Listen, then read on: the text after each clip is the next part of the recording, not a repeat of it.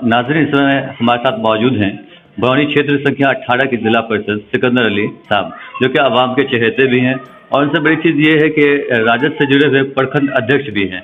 आइए हम इनसे बात करते हैं आने वाले विधानसभा चुनाव को लेकर कि किस तरह की इनकी पार्टी की तैयारी चल रही है, और उनमें से कुछ सवाल हैं जो हम सिकंदर अली से करने जा रहे हैं। खासतौर पर लालू प्रसाद यादव, राजद सुप्रीमो लालू प्रसाद यादव की गैर मौजूदगी में तेजस्वी यादव को आवाम कितना कबूल कर पाएगी, ये हम जानना चाहते हैं इनसे। जी, आप पूछ रहे हैं लालू यादव के गैर हाजिरी में क्या तेजस्वी यादव को आवाम कबूल कर पाएगी? क्यों नहीं कबूल करेगी? क्योंकि सामाजिक न्याय के पुरोधा हैं श्री लालू प्रसाद यादव, और जो सामाजिक विचारधारा से जो चलते आए हैं शुरू से अंत तक, उनका भी लड़का उन्हीं के नक्शे कदम पे चलने का काम किया है। और उनको जनता इसलिए स्वीकार करेगी कि 15 साल में ये जो सुशासन की सरकार है, नीतीश बाबू की सरकार जो है, यह पूरी तरीका से फेल है। आप देख लीजिए, इनके सरकार में ब्लॉक में बगैर पैसे दिए हुए कोई भी काम आपका नहीं होता है। चाहे वो मोटेशन आप करवाइए, चाहे कोई भी काम करिए, पैसा देना ही पड़ेगा। थाना में जाइए, कोई आवेदन देने के लिए जाइए तो भी पैसा देना पड़ेगा। यानी कि कहीं भी जाइए अफसरशाही चरम सीमा पर है। गरीब लोगों को खून चूसा जा रहा है, लोग बेहाल है, लोगों का काम नहीं हो पाता है। कोई भी काम बगैर पैसे दिए हुए होता ही नहीं। और इस कोरोना काल में ये सरकार पूरी तरीका से फेल है। यही नीतीश बाबू हैं जो ये दोनों हाथ बाहें फैला करके कहते थे कि बिहारी भाई जितने भी हैं जो बाहर में हैं, जिस समय बिहारियों को मारा जाता था, पीटा जाता था, सूरत में और भी प्रदेश में बिहारियों को मारा जाता था, पीटा जाता था, निकाला जाता था, तो ये बाहें फैला करके कहते थे बिहारी भाई आप आ जाइए, हम आपको काम देंगे, नौकरी देंगे। ये विशेष राज्य के दर्जा के लिए श्री नरेंद्र मोदी प्रधानमंत्री जी से लड़ाई लड़ते थे कि आप विशेष राज्य का दर्जा दीजिए हमारे बिहार में, ताकि कल कारखाना लगेगा और हमारे युवाओं को नौकरी मिलेगा और हम जो है सारे बिहारियों को बिहार डेवलप होगा मेरा। तो क्या हुआ? आज भी आप उन्हीं के साथ में सरकार में हैं, उनके साथ में आप सरकार में हैं। आप विशेष राज्य का दर्जा नहीं लिए हैं, आप कोई भी कारखाना नहीं लगवाए हैं, उल्टे जितना कारखाना है सब बंद हो गया। युवा बेकार है, बेरोजगार है। अभी क्या हो गया इस कोरोना काल में, जितने भी सारे मजदूर पलायन कर करके बिहार आए हैं, किन्हीं को काम नहीं मिला। सारे आदमी आए और फिर वापस चले गए। उसके बाद जितने भी मजदूर रास्ते में आए, पैदल आए, कितना आदमी मर गया, रेल में कट गया। किन्हीं के लिए व्यवस्था किए वो बिहार आने के लिए?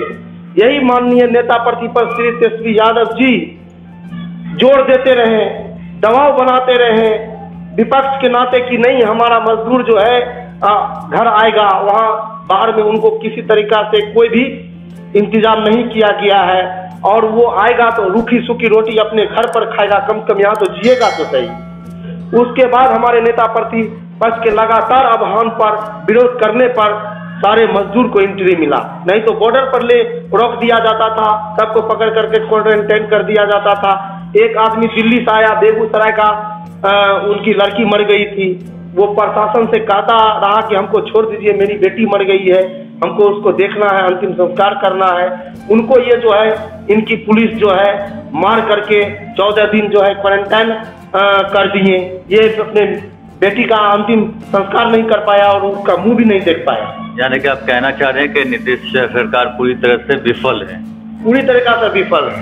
अच्छा, एक दूसरा सवाल हमारा ये भी है कि राजद फैमिली पर, राजद पार्टी पर ये इल्जाम लगता रहा है कि इन्होंने भाई भतीजावाद यानी नेपोटिज्म को बढ़ावा दिया है। इससे आप कितना इत्तेफाक रखते हैं? ऐसा कुछ भी नहीं है। अगर आप ये बात कहते हैं तो आप ये भी देख लीजिए, अमित शाह जी का लड़का जैसा, वो आज कितने बड़े पद पर है, वो भी जनता देखें। दूसरी बात, रामविलास पासवान को देखिए जो कि बीजेपी के साथ में है, सरकार में है।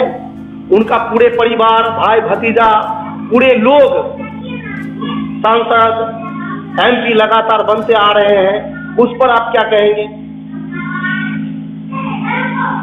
अच्छा, मेरा एक और सवाल है कि इस बार क्या लग रहा है कि अवाम मतलब राजद पार्टी को वोट दे तो क्यों दे, जबकि नीतीश कुमार बार बार ये कह रहे कि हमने सुशासन का मतलब जितने भी क्रिमिनल टाइप के लोग थे उनको अंदर कर दिया, मतलब क्राइम को पूरी तरह से खत्म कर दिया। कहाँ क्राइम खत्म हुआ? आप देख लीजिए कि बरौनी में ही ये जो बरौनी चौक है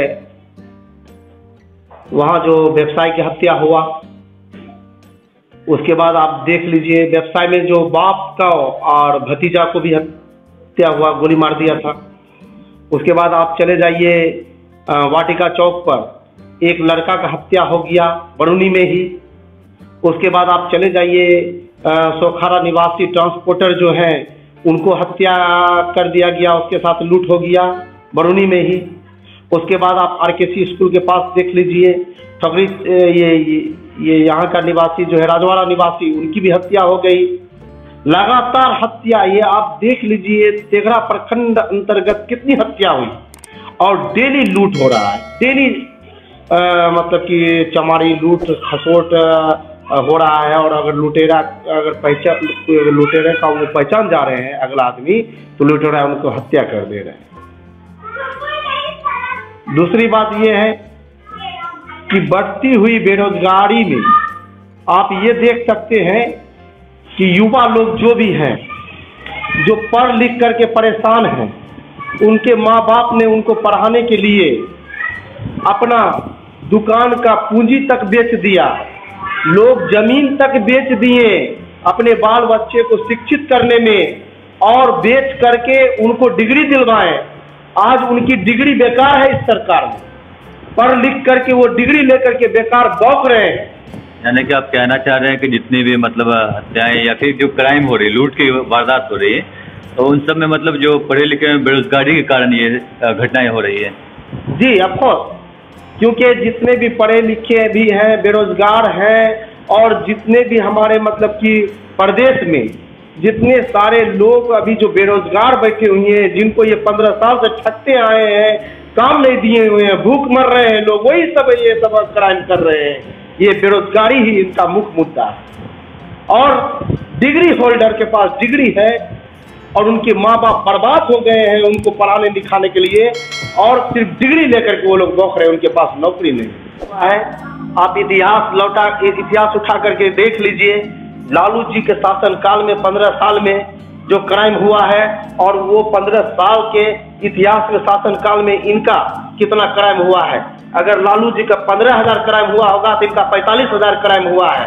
रेप, चोरी, डकैती, लूट, हत्या, बलात्कार, सारा चीज का बढ़ावा मिला है। आप लगातार आप देख सकते हैं कि अभी हर एक कोना पर, रोड चौराहा, हर जगह लोगों का चलते फिरते लोग मोबाइल छीन लेता है, पर्स छीन ले रहा है। लोग जो अगर अपराधी को पहचान रहा है तो उसकी हत्या हो जा रही है। आप तेघड़ा में देख लीजिए, लगातार 2 बार व्यवसायियों के साथ लूट हुआ है, और लूट होने पर एक बार प्रशासन कामयाब हुआ, दूसरा बार जो है फिर करोड़ों को लूट हो जाता है। उसके बाद ये क्यों हो रहा है? लूट क्यों हो रहा है? चारों तरफ जो लूट हो रहा है, हत्या हो रहा है, इनको रोक पाए हैं नीतीश बाबू मुख्यमंत्री जी? और इसका लूट का, हत्या का ये जो इतना बड़ा है, इसका कारण है बिहार में बढ़ती हुई बेरोजगारी। ये बेरोजगारी में भी पूरी तरीका से विफल है, क्राइम कंट्रोल करने में भी पूरी तरीका से विफल है। आज हम आपको बताएं ना कि जो इजाफा आप देख लीजिए, नेट देख लीजिए, नेट को खोलिए और सर्च करिए, लालू जी के शासनकाल में कितने केसेस दर्ज हुए हैं और इनके शासनकाल में कितने केसेस दर्ज हुए हैं। उसमें हत्या का देख लीजिए कितने केसेस दर्ज हुए हैं, और उसके बाद लूट का देख लीजिए, फिरौती का देख लीजिए, अपहरण का देख लीजिए, बलात्कार का देख लीजिए। देखिए कि किनका इजाफा है, ये देखने की बात है। तो क्या लग रहा है कि आवाम मतलब इस बार राजद पार्टी को वोट करेगी? जी जरूर करेगी, निश्चित रूप से करेगी। क्यों आखिर गरीब राजद पार्टी को वोट करे? तो इसलिए कि लालू प्रसाद यादव गरीबों का मसीहा है। वो अपने शासनकाल में जब लोग गरीब गुरबा परेशान थे और उनको उनका हक नहीं मिलता था, तो ये ही एक राजद पार्टी है जो उनको हक दिलाने का काम किए हैं। आज आप देख लीजिए कि सारे लोग जितने भी गरीब हैं उनको आरक्षण के हिसाब से, कोटा के हिसाब से, उनको मुखिया से लेकर के, जिला परिषद से लेकर के, क्या कहता है, विधायक से लेकर के और संसद तक का जो भी मतलब कि सफर लोग तय कर रहे हैं, वो सब बिहार में दिलवाने का काम श्री लालू प्रसाद यादव ने किया है। अच्छा, लालू प्रसाद यादव पर जैसे कि जो इल्जाम चारा घोटाला का लगता रहा, उससे मुतालिक आप क्या कहना चाहेंगे अब आप? देखिए, लालू यादव जी के ऊपर जो भी इल्जाम चारा घोटाला का लगता आ रहा है वो बेबुनियाद और गलत है। क्योंकि जिस समय में लालू जी मुख्यमंत्री बने थे तो उससे पहले जगन्नाथ मिश्रा जी मुख्यमंत्री थे, उसी के समय से चारा घोटाला चलता आ रहा है। लालू जी को सिर्फ बदनाम करने के लिए इन पर चारा घोटाला का आरोप को शुरू किया गया। सीबीआई, ईडी, आईडी लगा करके इनको जेल में बंद करने का काम किया है। क्योंकि लालू जी को ऑफर दिया गया था कि आप अगर हमारे साथ हो जाते हैं तो ठीक है, अगर नहीं हो जाते तो दिक्कत होगा। लेकिन ये मिट्टी में बर्बाद होना पसंद किया, जेल जाना पसंद किया, लेकिन इनके साथ समझौता नहीं किया। यही नीतीश बाबू है, कहा था सदन में कि मिट्टी में मिल जाएंगे लेकिन कभी भी बीजेपी के साथ नहीं जाएंगे। आज वो फेंका हुआ थूक को चाटने का काम किए, इसलिए कि ये जो है सृजन घोटाला में ये फंस रहे थे, ये हत्या वाला मामला में फंस रहे थे।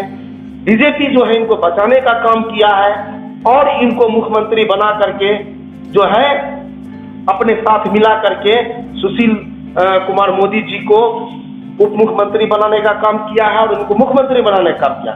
आप देख लीजिए कि वही जो है आपको अजित पवार जी महाराष्ट्र, जिन पर 90,000 करोड़ का घोटाला चल रहा है, और लालू जी का तो 9,500 करोड़ का घोटाला मान लीजिए, और 90,000 करोड़ का घोटाला अजित पवार जी के ऊपर चल रहा है।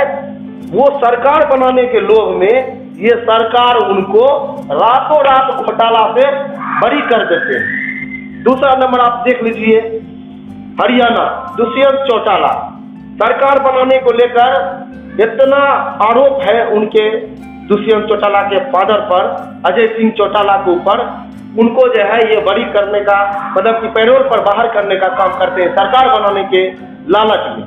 तो आप हमको ये जवाब हम आपसे कहना चाहते हैं कि जो घोटालेबाज को माफ कर दे अपनी स्वार्थ के लिए, अपना सरकार बनाने के लिए, उससे बड़ा भ्रष्ट सरकार कौन होगा इस धरती में? तो आप ये कहना चाह रहे हैं कि जो भी भ्रष्टाचारी या फिर जिनके ऊपर बहुत सारे केसेस दर्ज थे, उन्होंने बीजेपी से हाथ मिलाया तो वो आज मतलब जेल से बाहर है और सत्ता पे काबिज है, और जिन्होंने समझौता नहीं किया उनको जेल में डाल दिया गया। जी, जिन्होंने बीजेपी से हाथ मिलाया वो आज आरोप से बरी है और सत्ता में काबिज है, और जिन्होंने उनके साथ समझौता नहीं किया वो जेल में सड़ रहे हैं। ये सारा हिंदुस्तान जानता है, किसी को बताने की जरूरत नहीं है। आज हमारे लोकतंत्र के साथ खिलवाड़ किया जा रहा है। आप देख सकते हैं कि ये जो किसान बिल पास किया गया है, ये किसान विरोधी बिल पास किया गया है, ये क्या लोकतंत्र के साथ हत्या नहीं है?